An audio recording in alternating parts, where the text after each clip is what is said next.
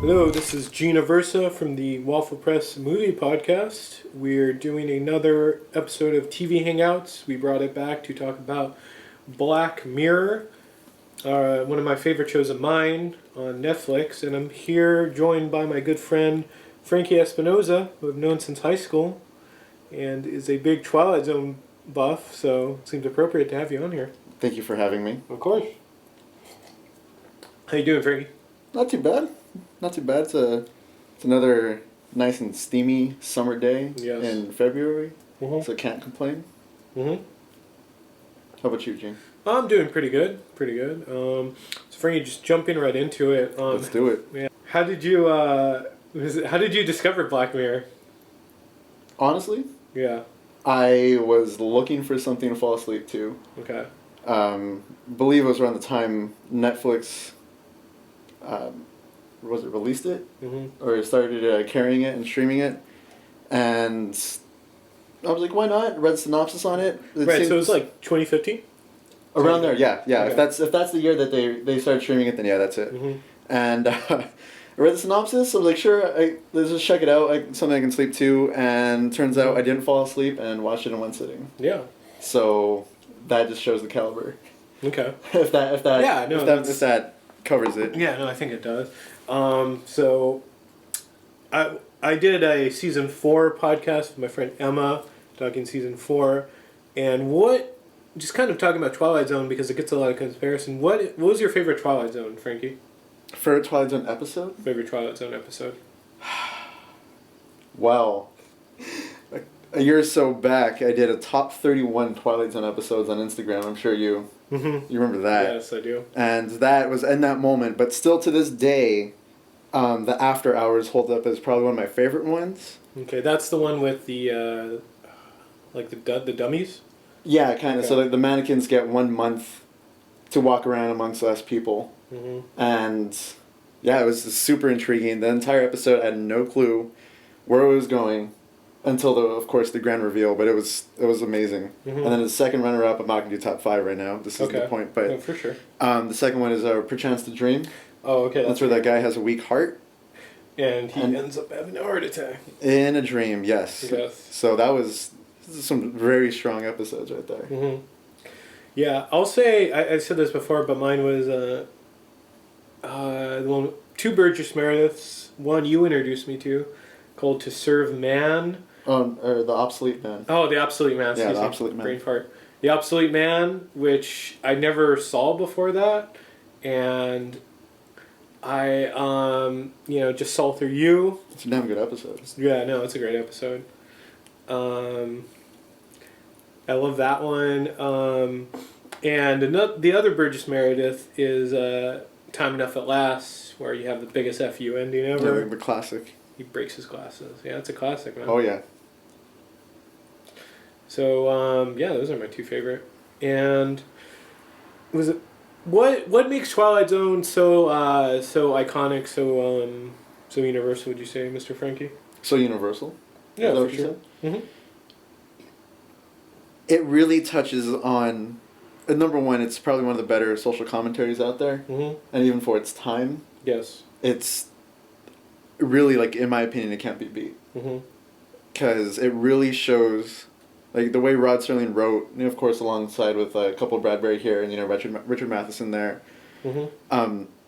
He really focused on the folly of man and the man's shortcomings. Yeah. And where, pretty much, when pushed to the limit or in certain situations, one's true nature comes out. Mm-hmm. And really, those stories alone is what makes it universal. Those stories alone really, really make it pretty much timeless. Yeah, no, for sure. For the most part. Yeah. Because they carry so much of a wallop. Yeah. Because it's one of those things, it's as you know someone, as you spend time with somebody, over time you see their true nature come out. Yeah. But the Twilight Zone did that in 30 minutes. Yeah. You know what I mean? Yeah. It's kind of it's those, but probably one of the best ways I can explain it. Okay. So. So just kind of looking right into it, we talk about Twilight Zone, but let's talk about Black Mirror. Let's do it. I'm going to just do some brief history here. It was created by Charlie Brooker, of course. He completed the production of Dead Set, a zombie-based drama series. I believe it was for he was working on Newswipe, other programs, and he had a idea that he wanted to do a anthology show. Like he wanted it to be another drama series, but he wanted it to be anthology style. So programs he grew up with, like Twilight Zone, Night Gallery. Did you ever watch Hammer? House of Oh yeah, Christopher Lee, man. I never watched that, but just that's what popped up in my research. That was one of his influences. So there's Christopher Lee. Well, Hammer House of Horror, is that the same as all the Hammer horror movies? Pretty much. Okay, well, yeah, like Christopher Lee was Dracula, and then you have freaking Grand Moff Tarkin as Van Helsing. Yeah. It doesn't get any better than that, honestly. So, go ahead. And Brooker said he wanted to do a show that talked about societal issues, so like Twilight Zone did, but it was focusing more on technology specifically. And if you look at and Twilight Zone does do that. It does. But since it's the 60s, the contemporary concerns were, space travel or nuclear war, and somehow you would survive nuclear war, the fallout, and be able to read books in a library. But but spending time in a vault. Yeah. Can't beat those lead linings, man. So it's a lot different, and it's a really grand idea that you would take this kind of theme from the 60s show and apply it somewhere else, to our era. Right. And the other thing he said, end of each episode would end on a devastating note, use a lot of cruel fates. So Twilight Zone does have that. There are some happy endings, but more so, not so good endings. Right. Yeah. And much like the Twilight Zone, you have a lot of devastating notes, you have all these twists at the end, a lot of these reveals. However, there are some, I would say, lighter tones and lighter episodes, but lighter endings as well, more kind of lighthearted. No, for sure. Yeah. Definitely. And was it, that was kind of the backstory for it. We covered a little bit of this in the last show, so let's jettison to season 1, which for a pilot episode, it has, yeah, I know, you're laughing. It has one of the most shocking openings ever. I hate to sound so hyperbole, but it's a pretty messed up episode. So let's just say it. Prime Minister wakes up in the middle of the night and is told he has to have intercourse with a pig. Bestiality on film. Yes, and it's done in order to save the royal princess because it's the British Empire, and it examines politics, but it also examines man's kind of obsession with technology, and we live in this Twitter social media world. Oh, right, yeah. Yeah, where right, everyone absolutely. kind of has, I wouldn't say mob mentality, but No, it kind of is, because yeah. As soon as the parameters were set, it took off like wildfire. Yeah, no, definitely. And that's in part of right. That's one of the things that social media allows. Sure. As I'm checking my our Waffle Press account for a second, but we'll see this in later episodes as well. But that's a theme he does touch on, and talking a little bit about the cast here, you'll notice the main character, the PM, he's played by Rory Keener, who is known to many Bond fans as Tanner. Absolutely. Who's fucking great in this episode, but he's a great Tanner. Would you say he's one of your favorite Tanners? I'd say so. Okay. I'd say so. Because Tanner doesn't get enough love, right? He doesn't. He's really one of those background characters, like, oh, there he is! And then, oh, he's gone. Yeah, but he's M's, right-hand man. Pretty much. And, he does such a great job in this episode. You see his pain, you see his, Oh, absolutely. Yeah. You were there, or we were there for every step of the way. And I'd say you were experiencing his emotions. So he carries this episode well, and you feel gross just watching it. And I'll also give it up to Annie Wilson-Jones, who she plays his wife. She was also in Spaced. She was so Spaced is Simon Pegg. Yes. That was the show he did like right before Shaun of the Dead, and Edgar Wright did do some episodes. So yeah, she's a Space alum. So some people may know her from that, and she's great in this episode. Her pain just like oozes throughout this episode. It's just so you feel just so bad for. Oh yeah. But then again, it's given the circumstances, it's what can you do? Right. Are you gonna let the royal princess die? Mm-hmm. And yeah, no, she's amazing, and just kind of going off what you just said, it's just so tense. Each time as the moment draws near, we're just gripped by just everything that goes wrong. It's like a Murphy's Law. Everything that goes wrong will go wrong, and it just does. So it really does. Yeah. And every single time, I don't know what you call it, like any mission to try to like pinpoint where this guy is and try to find the princess. Right. Every single attempt that they have that fails brings like this like impending doom. At least when I first saw the episode. It's impending doom, and like I realized to myself like as things were unfolding, like holy crap, he's gonna have to do it. He's gonna straight up. I'm like, is this actually gonna happen? Like really? I know the BBC is like has different regulations, but right. But damn. Well, I mean, they don't show it. So. Well, you know what I mean. Yeah. No. It's still a taboo subject. No, for sure, and yeah, it's such a tense episode, and you know what? It's so sad that it actually happens, and you kind of I think the realization is that with the people that watch, they feel pretty. I don't know. Most of them feel pretty dirty for watching it. I mean. Oh yeah. Yeah. You saw like the look of like the repulsive looks in people's faces. Yeah, and it's just like you feel sad for pretty much everyone, and no one felt good after that. Right, and it's such a gut punch that the princess, the princess is released like right as it's going on, because it was all pretty much an act, to get their ways. It was pretty much like demoralize the prime minister. Yeah. And really, like, it's her. That was the ultimate gut punch, that she was released pretty much like right before the act happened. And of course, no one knew because everyone was watching. Yeah. Right. So yeah, it's a big gut punch. Yeah. Let's talk about the ending for a bit. Okay. You see, they always have an after credits, and this is probably one of the most emotional after credits, and yeah, he did, I guess, he saved the girl in a way, even though she was released, but you just see, like, you feel for this dude, even though he's not the best person for sure, like, he punches his, or what is he abuses his like secretary, and like, well, I mean, he's frustrated, but yeah, it's no excuse. Yeah, absolutely not. But, he's not a great person, but at the same time, it's like, man, it's pretty fucked up. It's pretty messed up. It really was. Yeah. It really, really was. So, like, you feel for this dude. And, yeah, it's just,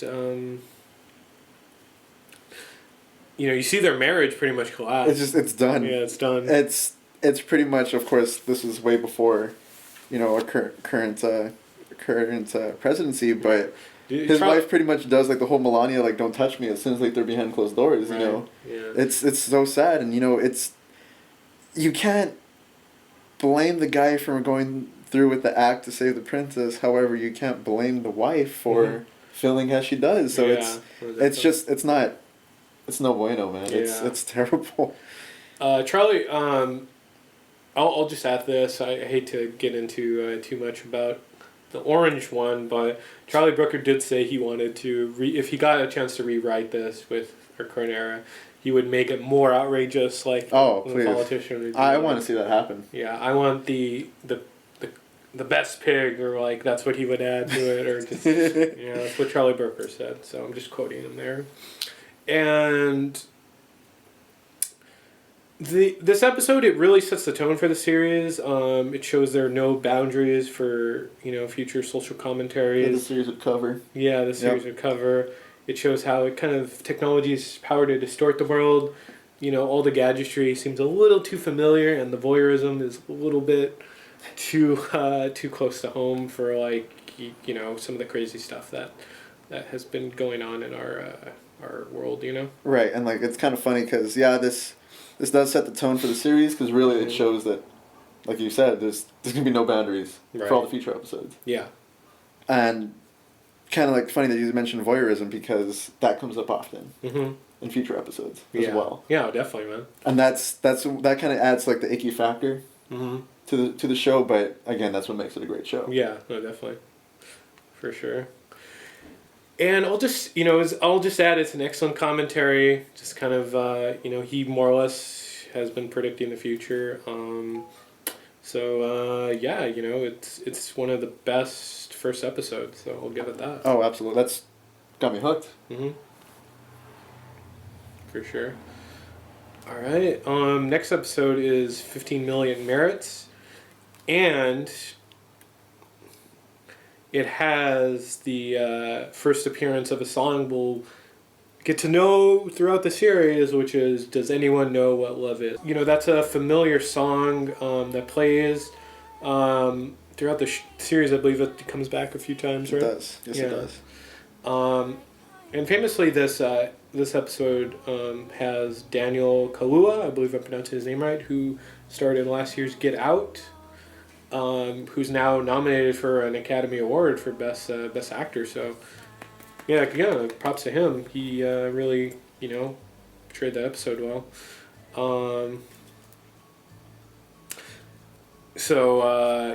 And it has Jessica Brown. She comes back throughout the series as one of the other characters, and Ron Weasley, Rupert Everett from Harry Potter. I must say, like, it's one of the refreshing things about Black Mirror since it's a show from the UK. We get all these actors from across the pond, and it's kind of giving them, their time to shine on the stateside. Yeah, it's actually kind of very refreshing. So there's no like Zooey Deschanel or whoever else is on TV. Oh, dude, she would totally like if that was made by like an American show. She would totally. First of all, it probably wouldn't even be on. Probably would have been canceled already. Right. Well, just like how BBC let go of Black Mirror, but we'll get to that later. Right. I love the casting in this episode.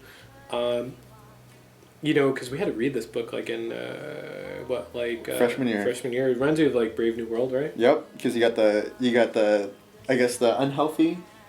You don't find it too much about their social class, but obviously Daniel's character I guess is part of the middle class or working class. Right. Yeah, he's totally working class. And then you have the unhealthy people in the yellow jumpsuits, the proletariat cleaning and doing all the maintenance work. Yeah.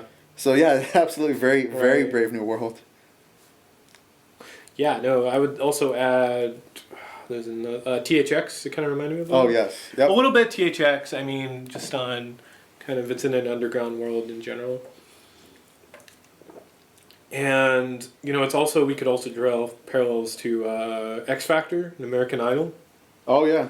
The hosts totally remind you of Simon Cowell, right? Unfortunately, like because of American Idol, I guess in American Idol's popularity in the States, Simon Cowell like has become kind of like a stereotype. Every game show needs to have a Simon Cowell. Right, it has to have an asshole. Yep, have a naysayer. So yeah, that person was very much so a Simon Cowell.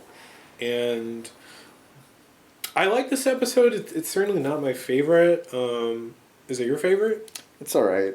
It's not up there. Yeah, I mean it's I don't know. I found it just kind of depressing. I guess it was because it shows he had a motive to get something done and change the way things are. And he still gets up and being used. Exactly the I guess like if you wanna the man quote unquote the machine or the system like sucked him back in and like give him a better life but nothing got done. Yeah. So it was kind of it was an alright episode. Yeah, so anything else we could add to this? I don't know. Except for that theory that he's not actually looking outside, but I don't know if that's worth mentioning. Yeah, dude, mention it. Okay, so we all know at the end of the episode he's overlooking this landscape. It looks like the woods or like a forest or something. You see birds like birds like fly by, but there's a theory out there, like there's a theory for everything, that he's not actually looking outside, that's actually just a high quality screen, since he's wealthy. He's higher up in the class, in like the class structure. So it's just an interesting little thought. Chew on. Of course, we're never gonna know the answer, but 15 Million Man apparently was inspired by the 1984 Apple Inc. ad, which was directed by Ridley Scott. Oh yeah, Super Bowl ad as he's running through, and then which has been parodied many times on Futurama. And then she sends a sledgehammer to the screen. Is that it? Yeah, that's it. So I mean, we'll cut away to that, but that's a really great commercial and good in 1984. Oh yeah, it absolutely is. Yeah. And I'll just add one more thing to 15 Million Merits. I'm sorry, I keep going back to it. Throw it in there. But it talks a lot about kind of their celebrity obsessed culture. Even when someone says something profound, people just use it to be part of the culture. So, like, just when, I think like people like Warren Hill or someone where they talk about how music industry, people are just being used. And, people make that, like, that like, kind of counterculture the thing, They just become, like, the thing you hate, So, yeah. Entire History of You, noted is it's written by Peep Show writer Jesse Armstrong, which apparently is a big British show.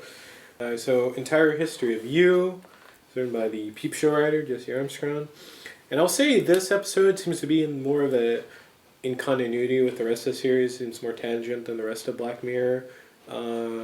You see like a lot of technology that's first used or kind of morphs into other technology used in other Black Mirror episodes. The little eye device. It kind of sets the tone. It stars Toby Kebbell, who plays Koba in Dawn of the Planet of the Apes, and who is a terrible Doctor Doom, because they've never done... that's right, huh? Yeah, he kind of like had duct tape on his face. Yeah. Well, he met his wife on Fantastic Four, so... Well, something good came from that movie. Something good came from him, so that's good for him. And the device implants a grain behind their ear, recording everything they see and hear, so kind of like Google, which we saw in Google was it Google Glass, was it called? Oh, well, that... Yeah, do you remember? Yeah. It got discontinued. It was Google Glass. So you can record things through like a certain gesture. Mm-hmm. You can look things up, take photos. It's kind of... honestly, you can kind of tell it wasn't going to make it, but the idea was there. It had so many, kind of... like cultural things, like, it had to be taken out of movies and all that. Oh, yeah, because it was a full-on recording device. Mm-hmm. So anyone walking in with a Google Glass into a movie, straight up piracy. Yeah. And I'd say this is most, like, twisty episode of Black Mirror. A lot of twists and turns. Do you want to elaborate? Right, it was kind of more along the lines of a drama. Yeah. Because it entitles a man who's suspicious of his wife having an affair. Right. Turns out to be true. Yeah. But I guess that's where like the twist and turns. Yeah, like it's more of like almost kind of like a novella or like a soap opera. Yeah, right. Because he's like, he shows like at first like he starts to get these insecurities just based off of how his wife is interacting with this guy at a dinner party. Mm-hmm. Right. Anyone who's insecure would like pick up on the slightest body language or like tones, the significant others is displaying. Yeah. So with that said, he starts to investigate, and he finds too much, and he turns out that he's right. Yeah. And then he's suspicious. I mean, it is like as I'm describing it is like a soap opera because he's now concerned that is the kid actually his? Is it the person she had an affair with? It's just it is like a soap opera. Now I'm really thinking about it. Like an old guy needs to throw like a young man on the floor and start beating him. Exactly. There's needs the like old that. Father, the old abuelo. There needs to throw the son and just beat him up for whatever reason. That's whenever I'm watching novellas with my grandma, like that's something always happens. There's always that trope. That's a trope. The only thing missing from this episode was someone throwing water or like a brick on somebody else. Right? Yeah. But instead of that, we got the main character gouging this quote unquote grain out from his body. So because he saw too much, pretty much he saw too much. He found out the truth. Mm-hmm. He didn't like it, but that was the solution. And this also, it's very notable that I think this is the only Black Mirror episode that they're going to make a movie out of it. Even though they kind of are like mini movies, I guess they got optioned by Robert Downey Jr., so... Really? Yeah, plans to do that. Is it going to be good? I don't know, we'll see. His production company made The Judge, which was okay. Alright. So, yeah. I guess. Yeah, we'll see. So, I guess going on to season 2... And, okay, so this all came out in 2011, the first season, so yes. It predicted a lot of what happened. Let's say that before. Like, Google Glass came out 2013. It was pretty much predicted. Oh, yeah. Google Glass, so, he's a prophet, I guess. Charlie Brooker. Much like... Sterling, yeah. Much like, you want to talk much about like Rod Sterling. Yeah. But there's not a whole lot there, to get into detail or anything, but... You see some comparisons. You see a lot of comparisons. Mm-hmm. For example, one of a recent one, like a recent instance that was, I guess you can kind of say was predicted. There's this one episode where, pretty much it takes place, I guess, in Cold War America. Yeah.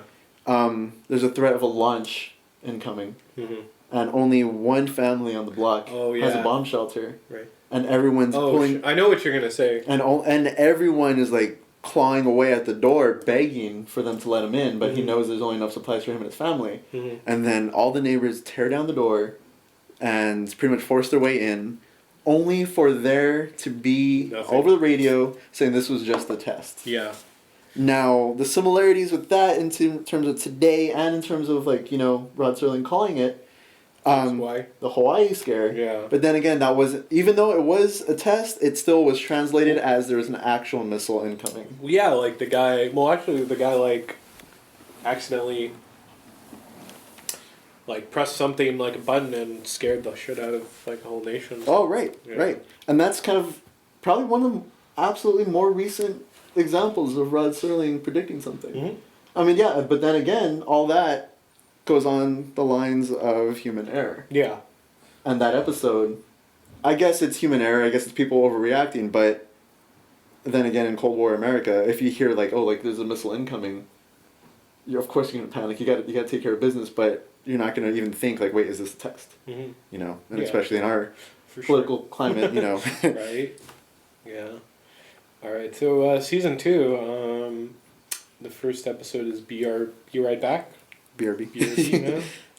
And it has Domhnall Gleeson. We may know as Hux. Yes. Hux. He's a bunch of people. He's in a lot of things. He's a great actor.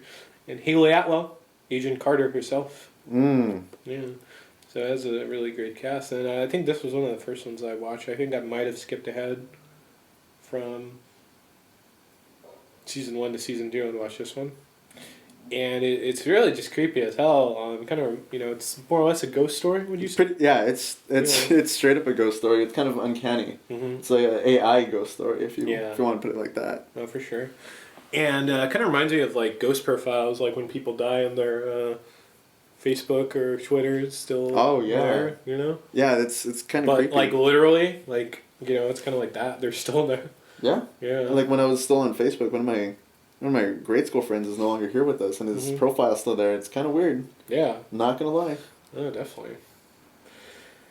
And would you say it's maybe one of the most emotional episodes of the series? I'd say so. Yeah. Because it goes along the lines of, I guess, the stages of grief. Okay. People go through, but in this case, this person has an option of canceling that. Yeah, that whole process. Screw it, yeah. And you know what? I'm gonna get my significant other back through this AI. Mm-hmm. This company provides. Yeah. It's unhealthy. Mm-hmm. It's extremely unhealthy, but it was one of the most emotional ones out there because it shows her pretty much talking to her deceased relative, or not relative, excuse me, a significant other, and pretty much living her life as almost like nothing happened until things kind of got weird at the end. Things got uncanny. But yeah, it's kind of like I Sing the Body Electric, one of Ray Bradbury's episodes. It's the only one he did from the Twilight Zone where Grandma passed away. So hey, there's this one company that can reproduce Grandma, come on, kids, let's put body parts in a bin, and you'll get a grandma android to take care of you. Then she'll never age. It's actually very much like that. Yeah, a little bit. Yeah. Anything else we could say about this episode? I mean, it's one of the darker episodes, I'd say. Darker, yeah. Because it deals with the afterlife, and I guess in a way that Black Mirror can deal with the afterlife through Black Mirror can through AI. Yeah, exactly. And yeah, also I will say it's a kind of a precursor to San Junipero, right? I believe that's how you pronounce it. Yes. Yeah. Yes, it kind of is, because it's the whole. I guess it's kind of the whole like Avatar thing where you're interacting with someone but not physically anymore. It's right. It's kind of become this whole thing where it's kind of conceptual, but yeah, I would say it's kind of like a precursor to that. Yeah, oh for sure. San Juniper, I can't. you got it. You did it already. Yeah, sorry. All right. So let's go to White Bear. It was the second episode. Kind of reminded me of that one Twilight Zone episode, which was the first Twilight Zone episode. Where is everybody? Where the prisoner escapes, and he, he's in this like desolate town, and he doesn't know like where he is, and like no one's there, and the twist is that he was just in a mind tank, right? Like a psychological experiment. It was. That's pretty much what happened, but he wasn't an inmate. Oh, okay. He wasn't. Okay. He was, I believe, he was a pilot or an astronaut, and they were testing space travel through this tank, and in terms of like how long can someone pretty much stay in it. Yeah. And like kind of like stay isolated. Yeah. But I want to say, like it's kind of fuzzy because like to this day, like I haven't revisited it in a while, but it's pretty much like that. Him like walking around in a town by himself gave him like the opportunity to walk around, I guess, quote unquote, stretch his legs while he's in deep space. Yeah.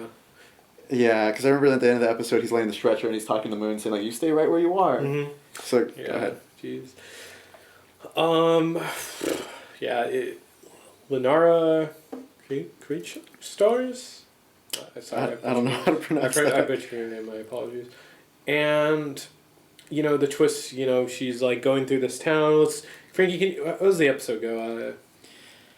She wakes up with a little bit of amnesia. Mm-hmm. Well, I would say like a whole lot of amnesia because she has no clue where she's at, and she sees these people, pretty much like filming her like through their camera. Yeah. Or with their phones. So you think like it's commentary on that at first?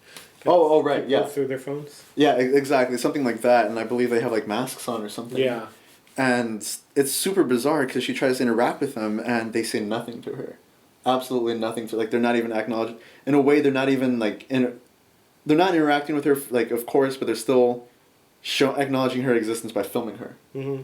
And then she runs into somebody else who sees this too, and they both kind of team up to kind of figure out, like, the root of what's going on. Yeah. She says they get activated through the symbol that appears on their phone, and she finds one of the people that's hunting them. There's kind of, like, a group of them they're pretty much, like, chasing them with, like, weapons and stuff. And the person that she meets shanghais a shotgun away from the guy and shoots him, but confetti comes out. Mm-hmm. And that's when it's revealed that they're on this sick game show, mm-hmm. pretty much. And it turns out that those two people are criminals. Yes. And this is their sentence. Yeah. They have to relive their sentence pretty much for perpetually, mm-hmm. depending on on how long their sentence is. Yeah. But at the end of every day, or at the end of every, I guess, I don't know, exercise or show, they get their mind wiped. And yeah, that's their punishment. Yeah. And, speaking of that, I discussed this in the previous podcast with my friend Emma. There's like criticism of Black Mirror that it's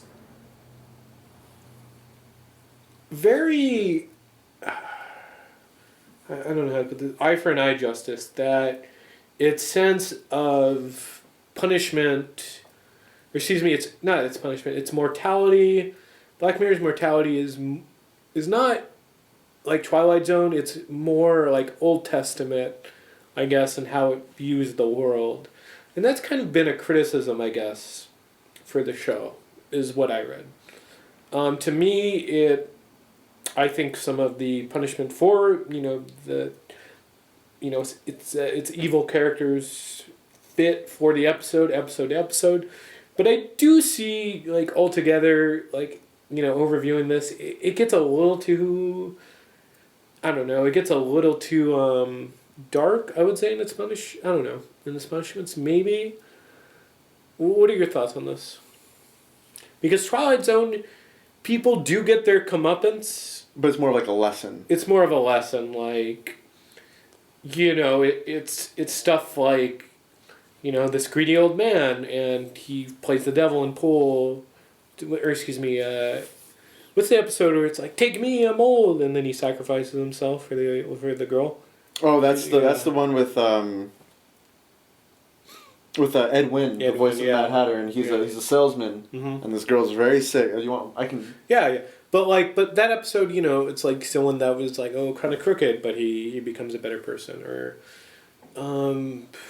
there's some other ones, I would, but, the more serious episodes, like, what's the one with the African American guy's being hanged and the sun doesn't come up?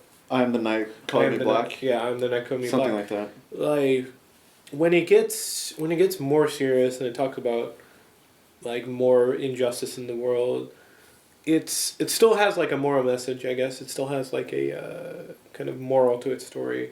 And I don't know, sometimes for Black Mirror, I don't feel the moral is as apparent as it is in Twilight Zone.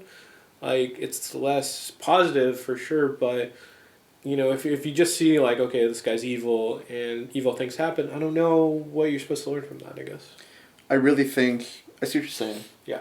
I see what you're saying. I partially agree that it is, it's definitely eye for an eye justice. Yeah. Right. However, you get the however, in terms of tone it being too dark, I think that's fine. Yeah. I think it being quote unquote too dark is perfectly fine because it shows. It's one of those things like if you're evil, these are the consequences. Okay. You can compare it to Obsolete Man, with that ending where it's like the main Burgess Meredith kills himself, but through that he was able to take down and topple, like, I guess not topple the government, but pretty much put a guy in his place. No, it's like in this episode itself. This episode, White Bear, like the whole eye for eye, like these criminals are forced to relive their sentence. It's, I guess the message Black Mirror is trying to show or trying to portray is, don't do it. Yeah, this is what happens. Bad things happen to bad people. And it's one of those. It's really hard to explain and like how it's really hard to justify that. But in a way, I think that's a damn good moral for our current society. Yeah. No, definitely. And looking back at a Twilight Zone episode where it's eye for eye, is an episode of The Masks where this older gentleman, that's the only good episode of like season 5. Sorry. Oh man. It's like one of the only good episodes. Okay, I'm gonna walk away right now. But that's where like a patriarch is on his way out. Yeah. And he, him and his family members are there. They're just waiting for him to die so they can get his inheritance. However, he asks them to humor them by putting on these masks. And it turns out the masks themselves are like these gruesome characters, and when they take them off, their faces are these gruesome characters fixed to really mirror their own personality traits. And they have to live with that. Yeah. And with White Bear, it's like these people have to go through like this pretty much this endless torment and shame because of their crimes. And that's, I guess that's fine. Yeah. There's no real moral to it. It's like, I guess if you can add some morality to it, the show can just end and be like, oh, well, you went through this whole day not knowing what's going on. It's because you're a criminal, but don't do it again. And you're like, that's your sentence. Right. It's I don't know. It's a delicate dance. I don't even know if I answered the question, but I would say this tone is perfect for our society right now. Okay. I do feel a little more, kind of a little more less perplexed by this kind of criticism. I do understand it. I feel like us talking through it kind of made some sense of it. So I feel a little less. Feels a little less problematic for me. So I think talking about it really helps. No, yeah, absolutely, absolutely. But great discussion. Waldo moment. his another episode where kind of predicted the future, but let's talk a little backstory behind it.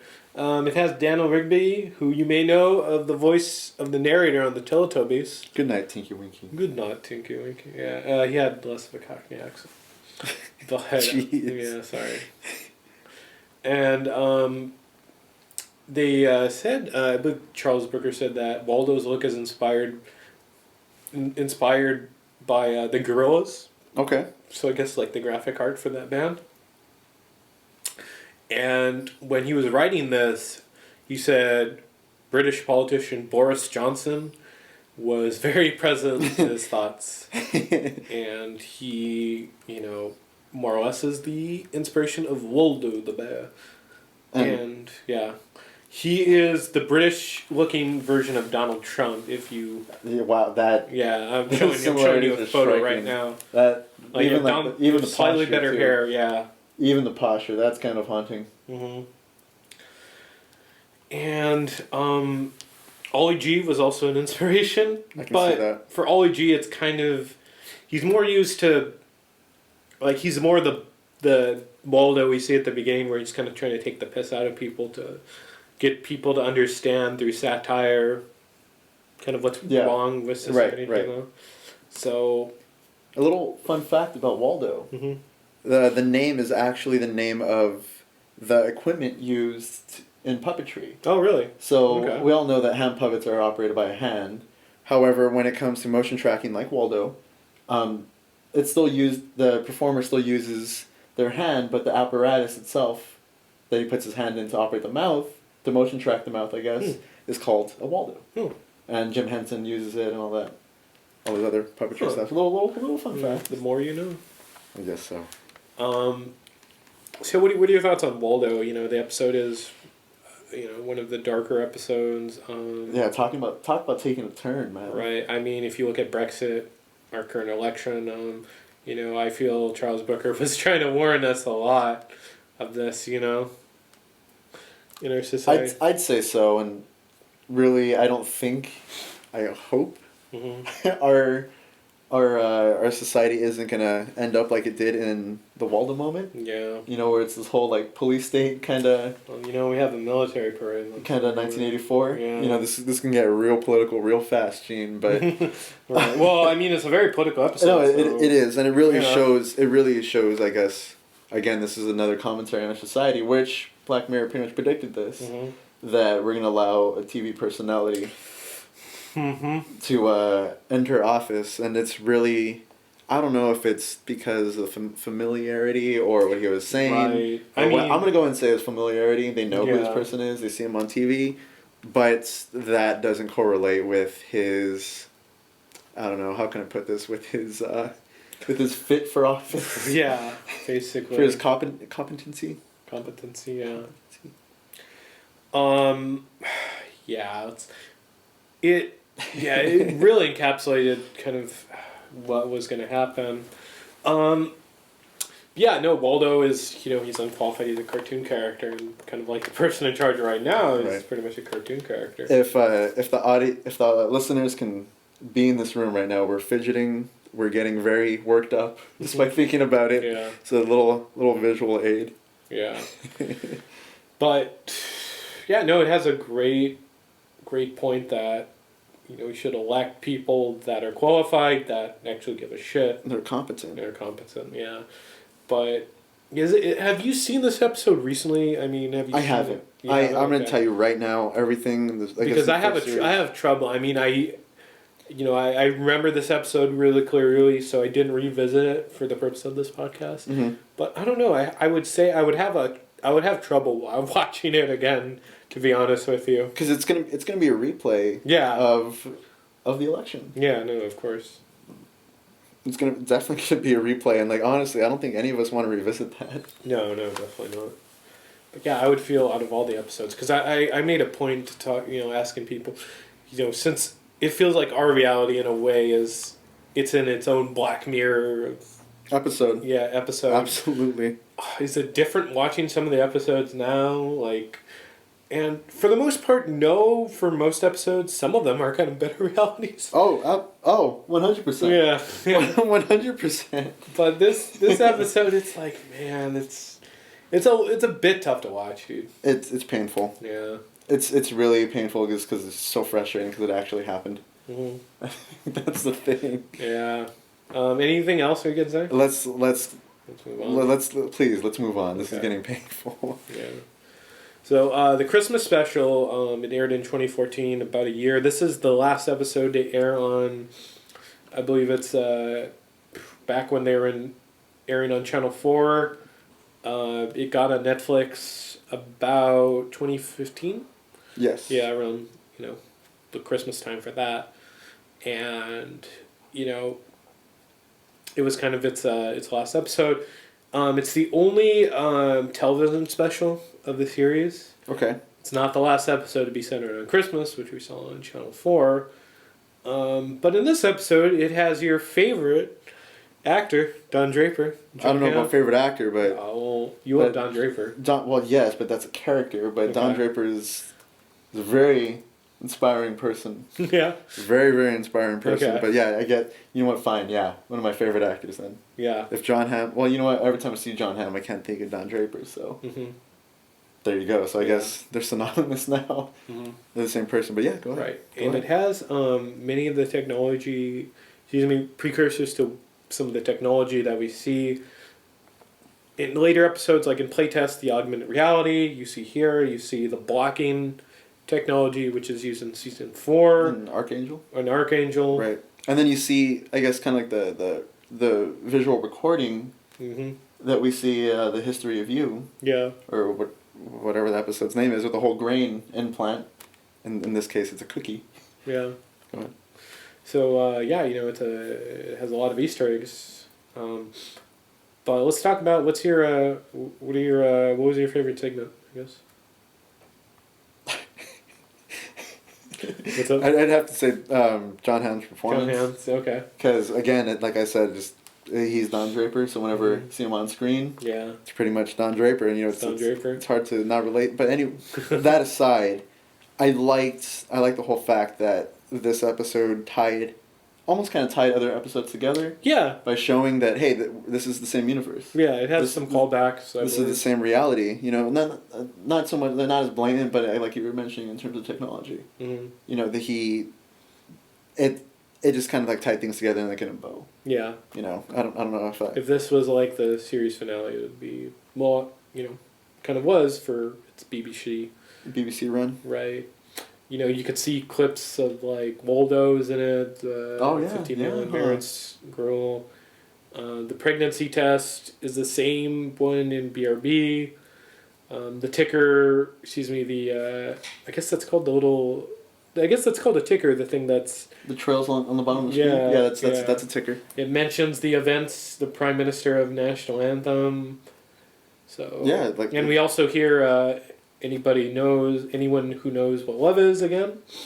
Yeah, you're right. So a lot of Easter eggs, and I really liked this episode. It was good, it was a very very well written standalone episode. So I'd say so too, and I would kind of say this is almost along the eye for an eye. Yeah, a little bit.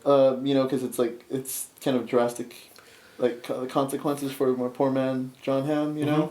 Of course. It's what? No, I said of course. Yeah, that's pretty. Again, it's pretty drastic. Yeah, so I'd say definitely eye for an eye category there. Yeah, no, definitely. So anything else we could say about this episode? I don't know. I'm gonna go and say that after this episode, the BBC made a mistake. But Channel 4, yeah. In this day and age, I'm happy that it's on Netflix because Netflix is just throwing content. You've been greenlit. This is Netflix. Exactly, and I'm just not so much. These are, I guess, my closing thoughts on the first, I guess, televised, I guess, what you call series of Black Mirror, before it made its move onto Netflix. Yeah. Number one, I think that this is a damn good show that we needed. Yes. And I'm happy that it's existing, but I said, I'm happy that it's on Netflix. because Netflix sees its popularity, Yes. and sees its potential, and they are throwing Netflix production money Mm-hmm. at it, which is amazing. Yeah, so, no, definitely. So I think, I don't know, is there anything you need to No, I think so. I think that's a decent Yeah. segue onto the next. Mm-hmm.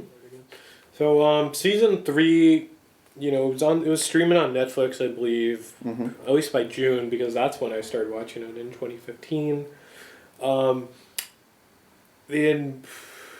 I believe they commissioned 12 episodes in September 2015. I remember hearing that, and I was like, oh, I was so overjoyed that there's going to be more Black Mirror. Hell yeah. Because BBC shows tend to have very light episode orders. Mm-hmm. There may be 2 or 3 seasons, which they call series, and they're great shows, but then they don't last that long. No, they don't. No. And they wrap them up, too. And I believe it was in March 2016, Channel 4 got outbid by Netflix for the rights of the 3rd series, but with $40 million. Mm. So this was, I guess, disappointing for Channel 4 because they wanted to recommission Black Mirror since 2013, but, just nothing went through.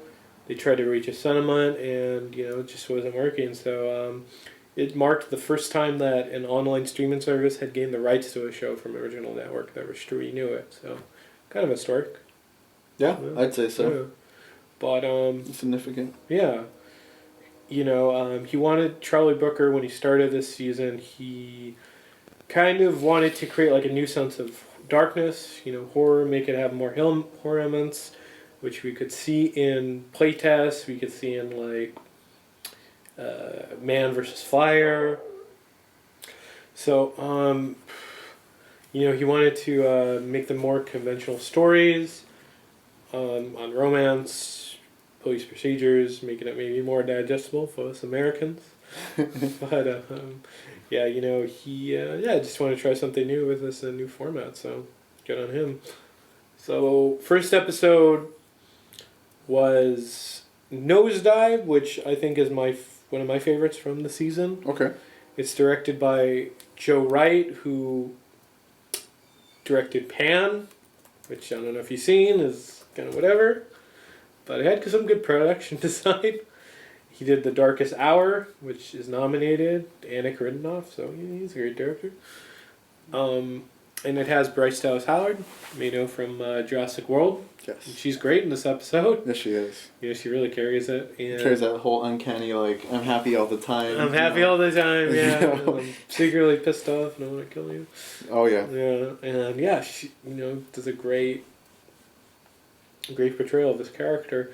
And how do you feel about this episode? Because it's about social media. It's about often our lives are curated by our Instagram posts, or kind of it feels like that. Because I know you kind of went off the grid on some apps, right? Oh yeah, I stopped on Facebook. Yeah, you stopped on Facebook.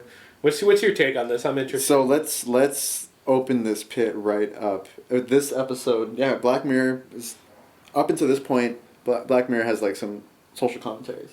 Yeah. Right? Some social commentaries. It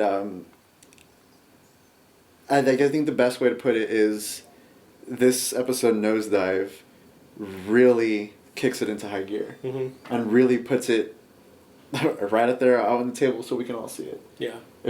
It's society that runs on an app. Mm-hmm. And runs on likes. It runs on likes, it runs on everyone's rating, and that's how they greet each other on the street, by rating each other. Yeah, like you're a 10, you're a 9. No, I think it was 1 to 5. 1 to 5. Man. 1 to 5, yeah. Right. And so we already see that. Mm-hmm. We see that with Yelp. Yeah. When I'm looking for some place to eat with my girlfriend, we look on Yelp, and a place can look promising, but then again it comes down to, well, how many stars do they got? Yeah. What are their reviews?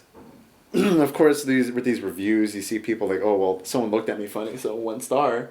They're not justified. But then again, our decision is based off of how many stars this particular place has. That, and also with Uber and Lyft. Yeah. With Uber and Lyft, it's if you have a shitty review, people might avoid you. Yeah. And I think it's like if you have a shitty review now, like you kind of get like the scraps, right? Yeah. Is that the case? Uh-huh. And this episode really goes into that. Yeah. If you have a shitty review, you're pretty much lower class. Mm-hmm. If you have a high review, you can live in certain neighborhoods. You can go to certain places. I think her whole, I guess, was it the whole goal for her to get a certain review, or certain like a score, so she can move into a different like a different suburb. She wanted a different suburb, and that's only for like 5 stars, like 5-star class people. I don't know what you'd call it, but no, it was. This episode really was like kind of a oh shit moment. Like they did it. Like they nailed it. We're living Nosedive. Yeah. Really. Anyway, yeah. Do you feel like there's a positive ending to this? Because absolutely. Yeah, because she's freed from social media. Yep, and she gets in a shouting match with a fellow inmate. Mm-hmm. Honestly, these people were probably just inmates for just being. They're probably arrested just for being unpleasant. Yeah. Let's be real. Yeah. In this society, so they're just shouting "fuck you" to each other. Mm-hmm. Because Very they can. Yeah. Because they can. Mm-hmm. And really that's liberating, and it's kind of a little like I guess little narrative device that through their imprisonment they are free. Yeah. So yeah, I mean it's a positive ending. I'd say so. Yeah. Also, Alice Eve is great in this episode from Star Trek. Who? Alice Eve from Star Trek. Yeah. Yep. Plays the like perfect kind of like a high social standing person that's always has like backhanded compliments. Was that her friend from childhood that like was getting married? Mm-hmm. Yeah. Okay. Oh yeah. It's like perfect backhanded compliments. She plays it well. It's just a very tense society that I would never want to live in. Yeah. So yeah, anything else you could add? No, it was just an awesome episode. Yeah. Playtest, which was directed by 10 Cloverfield Lane director Dan Trachtenberg. Okay. Who's also from the Totally Rad Show of podcasting fame. I believe he got to maybe direct this episode right after 10 Cloverfield Lane. I'm going to say it came out, so good on him. This is one of my favorite episodes. Okay. Yeah. It handles VR perfectly. This is how maybe the future of VR will develop. It's such a kind of mindfuckery-esque episode. You know, it really messes with your head. You can't figure out what's going on. That is so true. Yeah. I remember there's just so many layers to this episode. Mm-hmm. There's so many layers to this episode, and it really makes you question what was real, what was actually happening, what wasn't. It's kind of Inception-esque. Yeah, Inception. Almost. Yeah. Well directed. I really like Wyatt Russell in his performance. He just sells this, like all his pain, anguish. Great actor. He was in. People may know him from. What's that? It was the director of Boyhood did this. Wyatt Russell. It's a Van Halen song. God damn it. What do you? Oh, it was Everybody Wants Some. Okay. Yeah. And yeah, no, he's dope. Wow. Dope actor. Yeah, it messes with you. This is what the epitome of what Black Mirror should be about. Predicting what technology will be, what it will do. And all of this, it turns out that he just sat down for like a nanosecond, and he lived like a whole night, right? Yeah. Was it a whole night or like a whole life? I can't remember. Life, yeah. This whole night, and yeah, no, it's. And that's insane. That's I just got PlayStation VR. Oh, did you? Yeah. And it's kind of funny to say, but I'm almost kind of afraid. Yeah. To get too involved. Right. Because I started playing with like some of the demo discs, and then everyone in my family tried it out too, and it's awesome. Yeah, definitely. It's awesome. I can clearly see this being a problem. Oh yeah, it reminds me of this. In. Yeah, this reminded me of Jeremy from Futurama. It's like virtual skee ball. Oh yeah. virtual skee ball. Yeah. So the technology will keep developing, and it's a really emotional episode too. His issues with his mom, his family. Oh yeah. It's really touching. It's very cathartic. So. And it was also a good haunted house episode. Yeah. basically It was a great haunted house episode, and the giant spiders crawling on walls and stuff. Oh, it was creepy. I'm about that. Yeah. I'm about that. It's very Lovecraftian. Actually very Lovecraftian. Based off of like the sets of the house, the way the house looked. It was very like turn of the century East Coast. Yeah. It's pretty sweet. Mm-hmm. And the VR device is also kind of a precursor to U.S. Callister. Oh yeah, you're right. You're right, because they have that whole thing where it's like pretty much. Was it almost exactly like the one from the USS Callister where they put like a tablet on their temple? Yeah. I can't really remember, but. Mm-hmm. Yeah, so precursor to all this stuff. And it shows like really hats off to the continuity of the show. Of Black Mirror. Yeah, the show itself. Yeah. So let's move on to Shut Up and Dance. It's directed by the guy that did The Woman in Black, and apparently this is one of the highest fan rated episodes. Teenager is messaged by a hacker group that they're going to expose his secrets. He has to do all these instructions, and he's trying to not let a secret. You think it's something else, but he's a kid. He looks at certain websites, but the big kicker, it's such a gut punch, is he's into like child pornography in the episode, and it really took you off guard. It's one of those twists, like it's just like the actor plays it so well, where you're just like you feel for this teenager, and then you're like, oh fuck, he's a terrible person as well, right? And like it goes from the fact Black Mirror could like take you from sympathy to like hatred of a character is just crazy. All within an hour. Yeah, all within an hour. Yeah. And that just shows like the caliber of the show itself. Mm-hmm. Some previous episodes did this as well, where it's an emotional roller coaster. It's a terrible cliche thing to say. Yeah. But it actually was, because you're absolutely right. You go from sympathy to hatred, almost on the drop of a dime. But also, this episode itself really plays in that whole, I guess, like all teenagers go through, like they do something they're not supposed to, and they're paranoid about it, and like they do everything to make sure that no one finds out. It's almost like this whole shame, but the stakes are raised when you find out what he did is illegal. Yeah. And it was interesting to see him interact with all these other people that are affected. Mm-hmm. Like, is it Bran? No, I think is it Bran from Game of Thrones? It might that be. actor? Yeah. I don't know the actor's name. I'm sorry, man. Yeah. But I think wasn't he having an affair with his wife he was having an affair? And jeez, like that, there's just so many twists and turns, and he's straight up told like, oh, you gotta kill somebody. Mm-hmm. It goes from robbing a bank, it goes from delivering a cake to robbing a bank to killing someone. Yeah. And it's also like kind of like the first episode. It's kind of like the national anthem, where the stakes just keep getting raised and the tension just keeps amping up. Absolutely. Yeah. This whole episode, I was thinking like, is he gonna get away with it? Is there gonna be a payoff? Is this hacker gonna back off? But as we all know, the hacker was just pretty much like an anarchist and saying like, oh, everyone did everything that that I asked them to, but I'm just going to expose everybody because they're terrible people. Right. And that's where the whole eye for an eye comes in play. Yeah. So, and do you want to... Mm-hmm. Yeah, again, this is kind of, it's Black Mirror. Is it too mean-spirited? I don't really think so, because, again, the characters kind of deserve what happened to them. And, yeah, I mean, I feel like this is kind of case in point to where it's like morality, where it's more about the extreme of people, not everyone, like the real kind of scumbag of society, and, what happens to them if they commit a morally wrong crime. Exactly. Yeah. Exactly, and, like, they get what's coming to them, which is pretty satisfying in itself. Right. And moving on is lighter episodes and Junipero.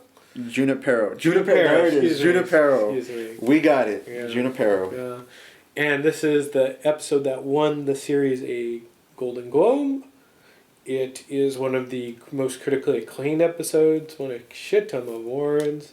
It's kind of like the anthem for a lot of people on social media nowadays. Right, yeah. No, anthem, and also, it showed that streaming services can put out, like, insanely good content. Oh yes. So, yeah, San Junipero. Junipero. Yeah, yes. It's directed by Owen Harris, who did BRB, and he did some episodes of Misfits. The cast is great.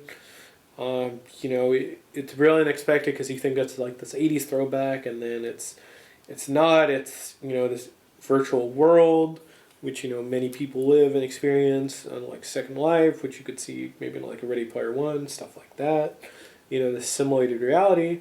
And, it's a crazy concept that, like, deceased people can live in this reality, and they're, like, people could visit them, and, it's like their, I don't know, like their avatar lives on, their soul lives on even though their body did, and that's a, crazy concept.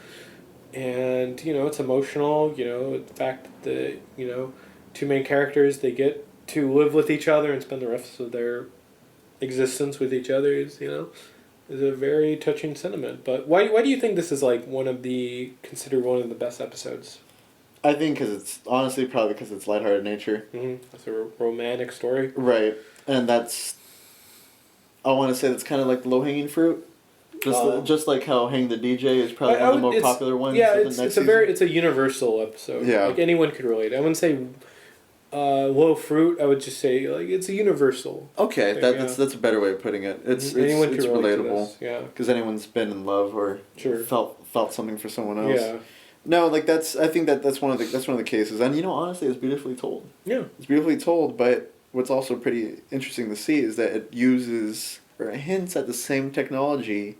I know you covered this season already, but same technology that we see in the final episode of the most recent season, the Black Museum. Yes. Where someone pretty much gets uploaded into something. Yeah. Right?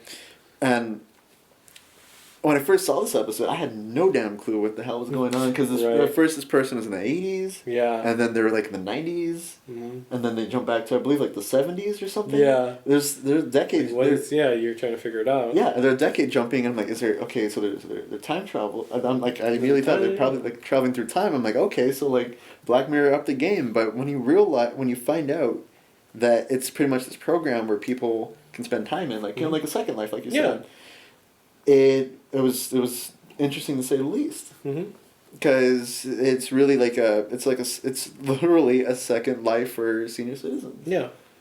And that one thing that was really awesome is one of the reveals is this person was in love with an elderly person. Right? Their significant other was elderly, and as cliche as it is to say, it shows that love knows no age. Right. Yeah. Right. And that love is almost timeless. In itself. And the fact that they make the decision to stay there with each other. Yeah. It's a beautiful story. Yeah. And that's probably why it's one of the more popular ones, No, of course.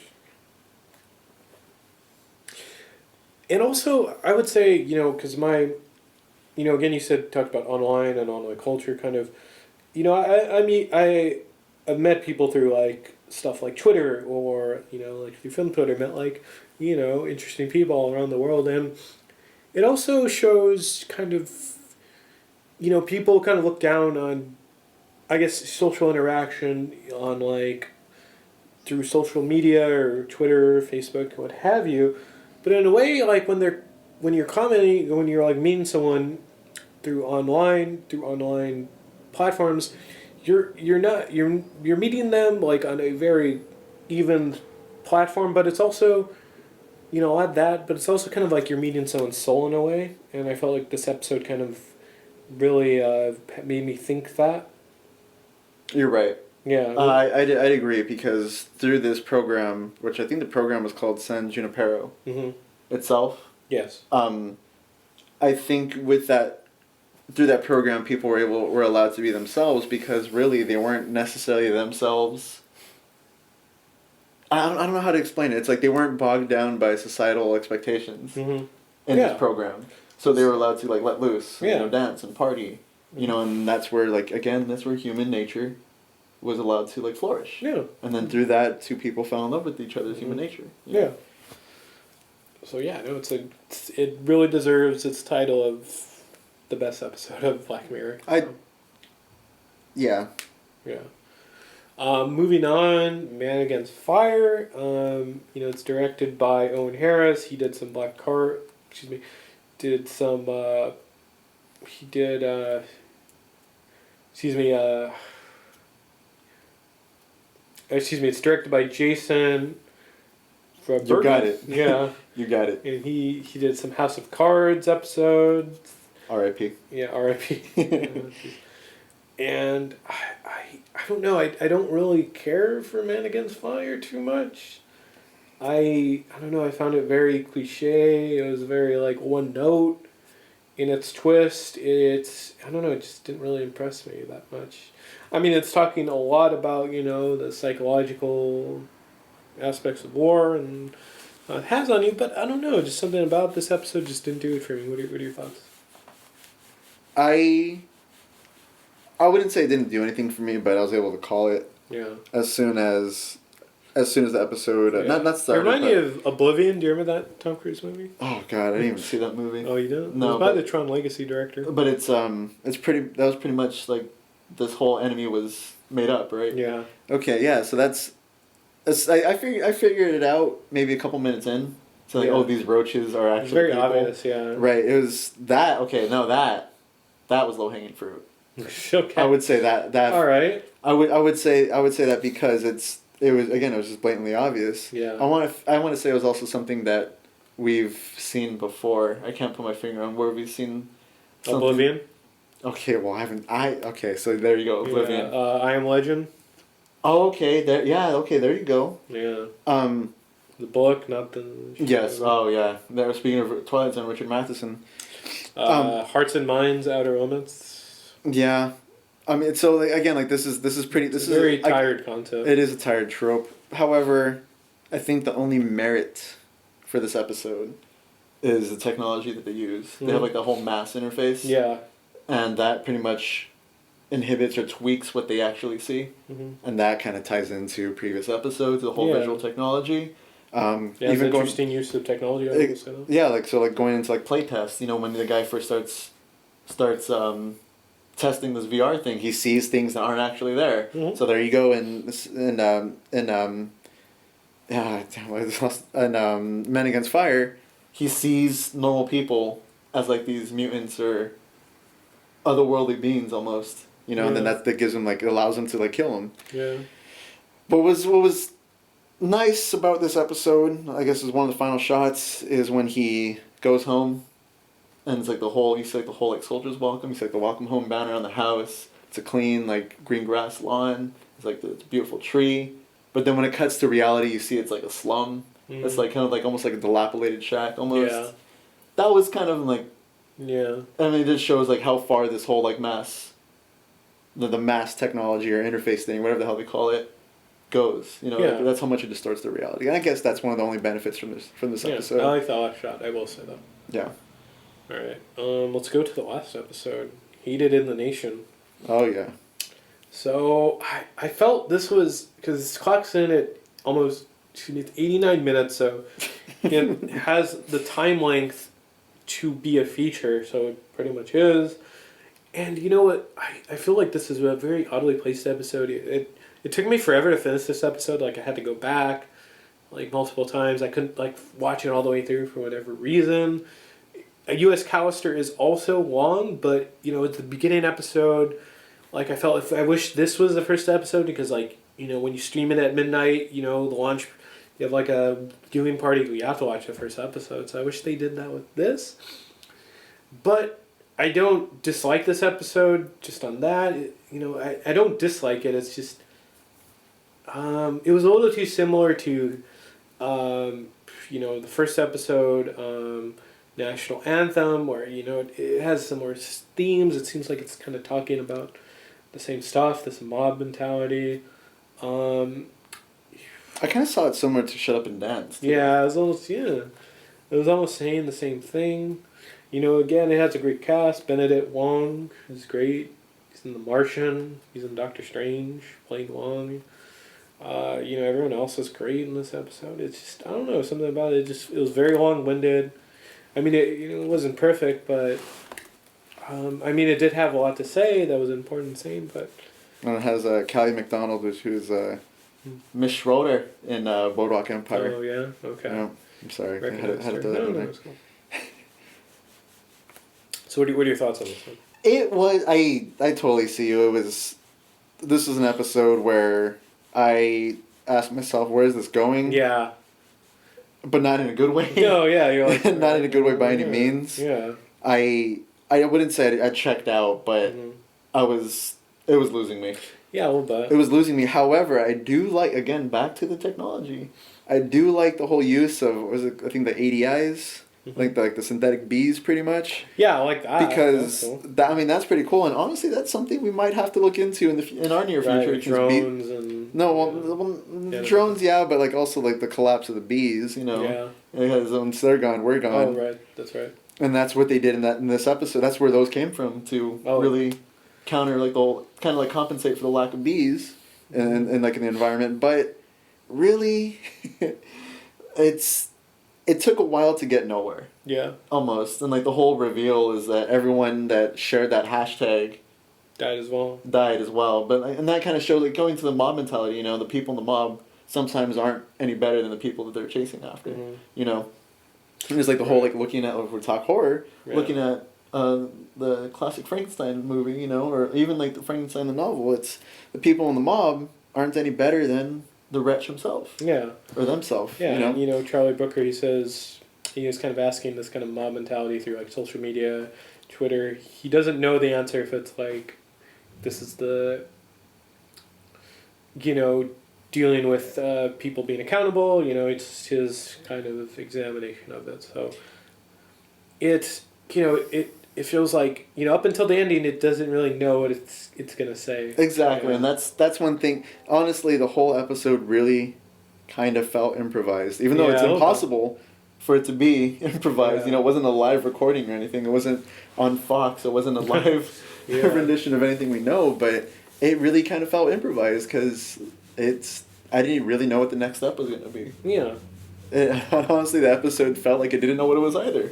So, it wasn't that great. Yeah. So, wrapping up here, we went through 3 seasons of Black Mirror, plus a holiday special. Running out of breath, but again, we, just wrapping this up, we said this is the modern day Twilight Zone.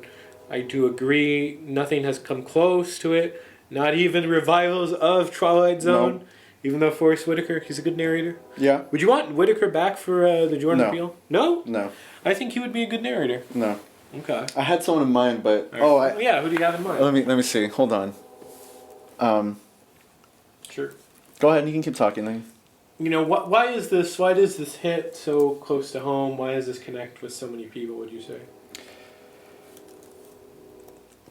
Why would it connect to so many people? Yeah, like, people that aren't into anthology shows, they're not into sci-fi, they constantly say, oh, Dylan McDermott is your... I'd say so. Okay, I'd say so. Choice. Because he's a very stoic person, Yeah. So, I'm sorry, back to your question. No. Why does this connect with so many people, would you say? A lot of people out there weren't really exposed to the Twilight Zone. Yes. So this whole thematic, or I guess this whole anthology series is relatively new to them. Okay. And the fact that there's underlying parallels that relate to their current life or like current happenings, I think they're really feeding on that. Yeah. They're feeding on it because it's almost like an outlet. Yeah, of course. It's almost like a way of venting and it's almost kind of like a way of therapy. It's like, this is happening. It's very cathartic. Yeah, exactly. It's a form of acceptance.